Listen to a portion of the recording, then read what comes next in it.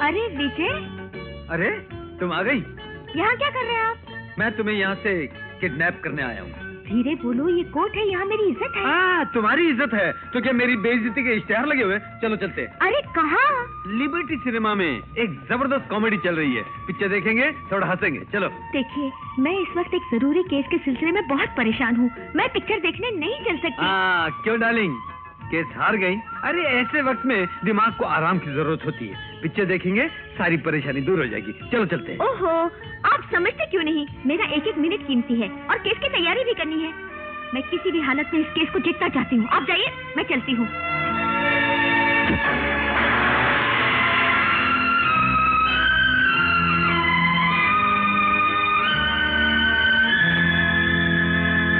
मगर जब supreme court से वही मुजरिम बच जाता है तो वकील उसको छोटे कोर्ट से क्यों नहीं बचा लेता? बेचारे मुवक्किल का पैसा खामखा क्यों बर्बाद करवाता है आपकी दुआ से?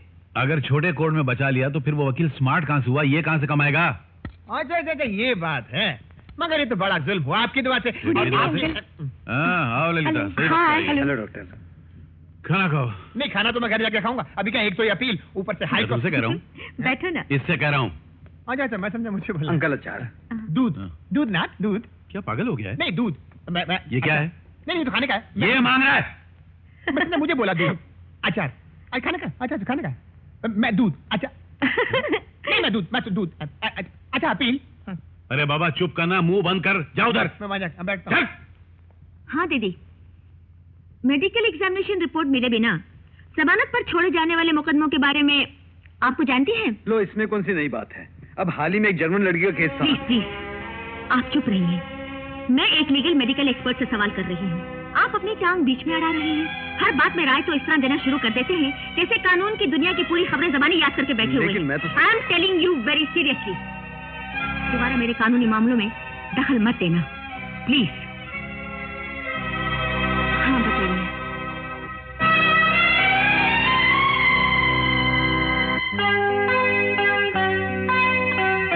अरे, आप अभी तक पढ़ रहे हैं? कौन सी किताब है? ऐसी उल्टी सीधी किताब है। तुम्हारी तरह कानून की मोटी मोटी किताबें पढ़ने की अक्ल कहाँ है मुझमें? ओहो, तो ये बात है। जनाब अब तक रूठे हुए हैं। डाइनिंग टेबल पर कही हुई बात का हुजूर इतना बुरा मान गए? चलो अब गुस्सा थूक भी दो। अच्छा बाबा, आई एम सॉरी, मुझे माफ कर दो, भूल हो गई। भूल नहीं हो गई, तुम घमंडी हो गई हो। तुम समझती हो कानून की सारी गहराई, उसके दाव पेच सिर्फ तुम ही जानती हो। लेकिन एक बात बता दूं मैडम, दुनिया के किसी भी टॉपिक पर बहस में मैं तुम्हें हरा सकता हूँ। तुम? और मुझे हराओगे? ज्यादा बड़ाई मत मारो। चलो लगी? ठीक है, लगी। मैं सवाल करता जाऊंगा और अगर तुम जवाब नहीं दे पाई तो तुम्हें अपने जिस्म का एक एक कपड़ा उतारना होगा। क्या?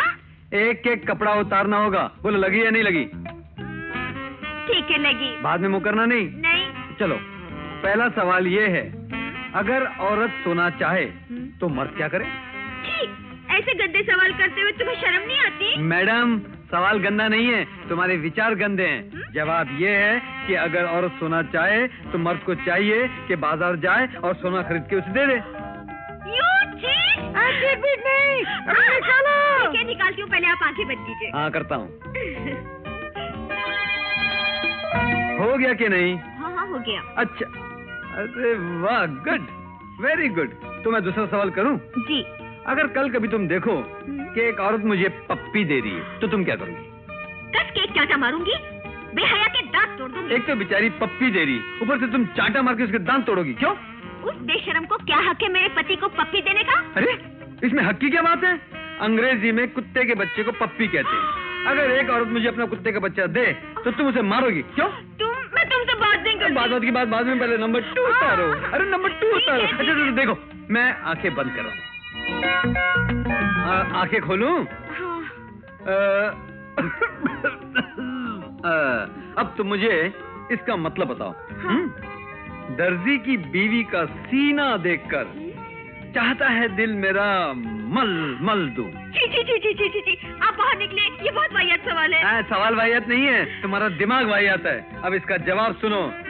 दर्जी की बीवी का सीना परोना देखकर चाहता है दिल मेरा कि मैं उसे मलमल का कपड़ा दूं ताकि वो मेरे लिए कुर्ता सी सके। नहीं चलेगा, बड़ी होशियारी दिखा रही थी, अकलमंद वकील बन रही थी। अब निकालो तीसरा।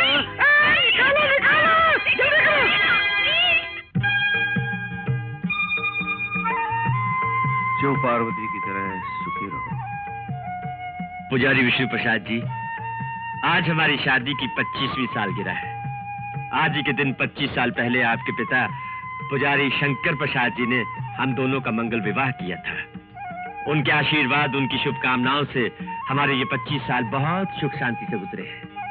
आज इस रजत जयंती के शुभ अवसर पर आपका आशीर्वाद लेते हुए आपकी खिदमत में ये छोटी सी भेंट अर्पण करता हूँ, इसे स्वीकार कीजिए। क्षमा कीजिए, इस भेंट को आरती में डालिए। इस पर मेरा नहीं, भगवान का अधिकार है। आरती में? भगवान को? लेकिन विष्णु प्रसाद जी, ये भेंट तो मैं आपकी सेवा में दे रहा हूँ। आपकी गृहस्थी सुख शांति से चल रही है, वो मेरे कारण नहीं, ये सब भगवान की महिमा है। वाह वाह वाह वाह पुजारी जी, आप धन्य हैं। आज तक मैंने मंदिर में भगवान और भगवान के नाम पर अनगिनत पुजारियों को माल हड़प करते हुए देखा है, लेकिन आप जैसा महान इंसान नहीं देखा। ये देखिए ना, जैसे ये मेरा ड्राइवर शामू है, पिछले 25 वर्षों से बड़ी वफादारी से मेरी सेवा कर रहा है, लेकिन आज तक इसने पगार बढ़ाने के लिए अपना मुंह नहीं खोला। वैसे ही 25 वर्षों से आप इस भगवान की सेवा कर रहे हैं और आपने मेरी ये छोटी सी भेंट देने से इनकार कर दिया। वाह! अरे बेटी, क्या हुआ? कुछ नहीं, थोड़ी पतली हो रही थी। क्या हुआ? What happened? क्यों थे? एसिडिटी बढ़ गई तो उल्टियां कर रही है। उल्टियां आपकी दवा से? क्या बात कर रहे हैं चौधरी साहब, ये एसिडिटी के कारण थोड़ी हो रहा है, ये तो उसके कारण हो रहा है। अब क्या बताओ इनको। अरे आप नाना बनने वाले हैं। नाना? मैं? बेटी, हाँ? चल बेटी, चल आराम से चल के लेट जा। डैडी, I'm okay, मुझे कुछ नहीं हुआ। अरे अगर तेरी माँ जिंदा होती ना तो वो तुझे बताती कि लड़कियों को ऐसी हालत में नहीं घूमना चाहिए। आचार, वो जो भी हो, तो काम कर, डॉक्टर ललिता को फोन कर बोलना जल्दी आ जाए। डैडी, उसे फोन करने के बेटी तो बहुत बुद्धि, कोई कभी बात नहीं बनती। चल चल। डॉक्टर ललिता। क्या करता है?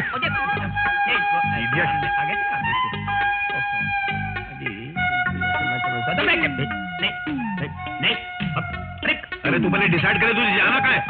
उधर। हाँ, अजीब हो गया ये। दूध नाथ। दूध। कृष्णा है कौन ये कृष्णा? ये मेरा होने वाला नवासा। ओह अच्छा अच्छा। अरे बेटी ललिता। बेटी? क्या? डॉक्टर। तेरी बेटी है वो? नहीं, डॉक्टर ललिता।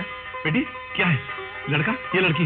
नहीं, मैंने सुना है डॉक्टरों ने कोई ऐसी मशीन इजाद की जिससे पहले ही पता चल जाता है लड़का होने वाला कि लड़की होने वाली है। अगर तुम्हारे पास मशीन तो मुझसे को मैं मंगवा, डोंट वरी अबाउट दैट। हाँ अंकल, आप खामखा परेशान हो रहे हैं, शोर मचा रहे हैं। साधना को ऐसा कुछ नहीं है। रात भर जाग जाग कर पढ़ाई करने की वजह से एग्जर्शन बढ़ गया है और उल्टी हो गई, बस। गर्भ वगैरह कुछ नहीं है। अचार, दूध। मुझे सबसे पहले खबर किसने सुनाई थी कि मैं नाना बनने वाला हूँ? मेरे ख्याल से शायद मैंने ही बताया था आपको, आपकी दुआ से। मेरी दुआ से? देखिए क्या है जी, जब औरतें उल्टियां करती हैं तो उनका मन खट्टा खाने को करता है, और जब उनका मन खट्टा खाने को करता है तो इसका मतलब उनको बच्चा होने वाला है आपकी दुआ से। मेरी दुआ से? अब मैं तुझे खट्टा खिलाऊंगा, चौधरी साहब, तुझे उल्टियां कराऊंगा, तेरी बीवी की जगह तुझे गर्भ से कराऊंगा। आराम ये हमेशा गलत बातें करता है। मुझे माफ कर दीजिए, आपकी दुआ से। मेरी दुआ से? पापा जी। अरे माफ कर दीजिए। चलो अंकल। पापा। अरे ये क्या, इतनी जल्दी कपड़े बदल लिए? क्या बात कर रहे हैं? मैं तो शाम से यही कपड़े पहने हुए हूँ, इसी लिबास में हूँ। ओह, तो शायद मैं ही सपने देख रहा हूँ। बहुत अच्छे, खड़े खड़े सपने देखने लगे। जाइए, जाके सो जाइए। रोज अकेले सोते सोते बोर हो गया हूँ। तो फिर जाके नौकर के कमरे में सो जाइए। नौकर? छी, उसे क्या काट कर खाऊं? तुम मेरी तकलीफ क्यों नहीं समझती? देखो ना, तुम्हारे डैडी अपने पैदा होने वाले नवासे के लिए कितना खुश हो रहे थे, उसके लिए नाम भी चुन लिया था। उनकी खुशी के लिए हमारी तरफ से कोशिशें, एफर्ट बहुत जरूरी है ना। बिल्कुल नहीं, जब तक मैं पब्लिक प्रोसिक्यूटर न बन जाऊं, मेरे लिए आराम हराम है। और फिर मुझे कल के केस की तैयारी भी करनी है। अरे ऐसे केस तो रोज ही लगे रहते हैं, जरा इस केस की तरफ भी ध्यान दो ना। मुझे काम है, प्लीज आप जाइए ना। देखो Sadhana, Indian marriage act number 25 1955 section I के तहत अगर पति कुछ चाहे और पत्नी इनकार करे तो ये संगीन जुर्म है, और ऐसी हालत में अगर पति अपनी पत्नी का बलात्कार भी करे तो ये जुर्म नहीं है। Do you know that? अरे डू यू नो दैट? ओहो, ये बात है। इंडियन पेनल कोड की दफा 105 ऑफ 1860 सेक्शन 375 के मुताबिक बलात्कार एक भयंकर जुर्म है। 6 साल की कठिन सजा भी हो सकती है। You know that? ये कौन सा सेक्शन है? कोई जबरदस्ती का सेक्शन है क्या? देखो साधना, एक शरीफ आदमी की तरह कह रहा हूँ, इज्जत से बेडरूम में आ जाओ। चलो आ जाओ। नहीं, मैं नहीं आऊंगी। देखिए, बेकार भटकने वाले जानवरों का काम है बच्चे पैदा करना। इंसान का कोई मकसद होना चाहिए, हर चीज का समय होना चाहिए। आपके जैसे मैं बेकार नहीं हूँ। जाइए। देखो मैं नर्वी दिखा रहा हूँ और तुम हद से आगे बढ़ती जा रही हो। Now this is too much. आप बहुत बदतमीजी करने लग गए हैं। जबान पर काबू रखो। मैं तुम्हारा पति हूँ, नौकर नहीं, जिसे तुम तमीज सिखा रही हो। तमीज नाम की चीज का आपको एहसास नहीं है, इसलिए याद दिला रही हूँ। ना खुद काम करते हैं, ना दूसरों को काम करने देते हैं। साधना। यस, बिल्कुल ठीक कह रही हूँ। आपको बिना काम किए खा पी कर आराम करने के अलावा आता ही क्या है? बस जब देखो प्यार, मोहब्बत, औलाद, बच्चे। अरे पहले कुछ बनकर तो दिखाइए, मेरे डैडी की फैक्ट्री चलाकर तो दिखाइए, अपने पैरों पर खुद खड़े होकर दिखाइए, तब मैं आपके बच्चे की माँ बनूंगी। समझे? Good night.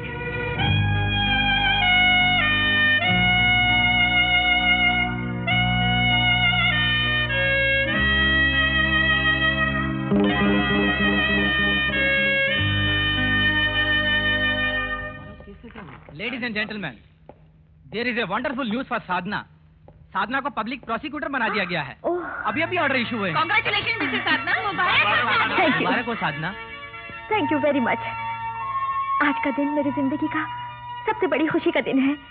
इसी दिन के लिए मैंने दिन का चैन और रातों की नींद हराम कर दी थी। मैं आप सबको इस खुशी में शामिल करना चाहती हूँ। अगले संडे को मेरी तरफ से पार्टी होगी और आप सब वहाँ जरूर आएंगे। Thank you, thank you. Thank you. जी देखो कौन आया। नमस्ते। बहुत बहुत मुबारक। आपका आशीर्वाद। प्रोसिक्यूटर। कैसा गार्ड? मैं एडवोकेट विजय हूँ। वो सब कुछ नहीं चलेगा। साथ रहना तो उधर जाने देगा, वरना नहीं जाने देगा। अरे कमाल के आदमी हो, आप इन्हें नहीं जानते? साधना जी के पति हैं ये। आप आइए सर, ये लो मेरा कार्ड। बदतमीज कहेगा। हाय साधना, सॉरी फॉर द डिले। कितना बदतमीज अंदर गेट पर अंदर आने से रोक रहा था। इस तरह कपड़े पहनकर आएंगे तो जरूर रोकेगा। क्या खराबी है इन कपड़ों में? ओह कम ऑन, कितने बड़े बड़े लोग आए हैं इस पार्टी में।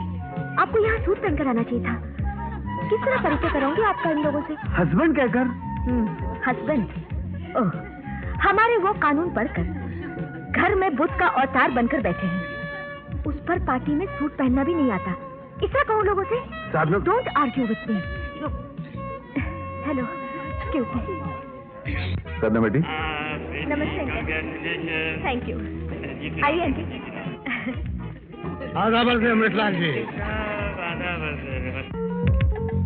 सुनिए, आप उधर जाकर बैठिए ना, अमृतलाल जी आ रहे हैं। प्लीज उठिए, जाइए। थैंक्स।